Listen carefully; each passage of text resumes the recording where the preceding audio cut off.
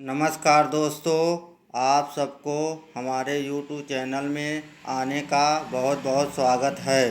तो दोस्तों, यह सिरप खांसी के लिए बहुत अच्छा माना जाता है और दोस्तों यह सिरप हर मेडिकल स्टोर पर बहुत आसानी से मिल जाएगा।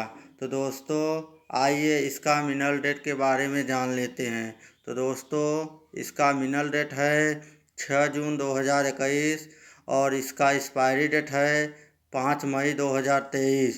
तो दोस्तों इसका MRP 106 रुपये 20 पैसे हैं।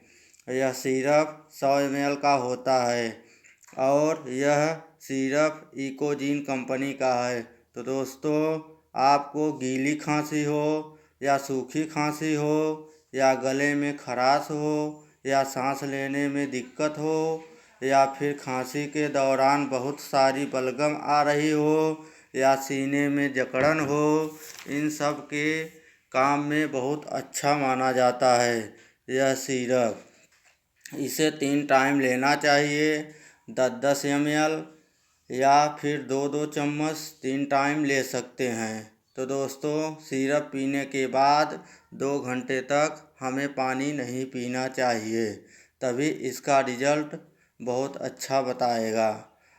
तो दोस्तों अगर आप चैनल पे नए आए हों तो हमारे चैनल को लाइक करें, शेयर करें, कमेंट करें और सब्सक्राइब करें और बेल आइकन को दबाएं। तो दोस्तों इसके लिए धन्यवाद।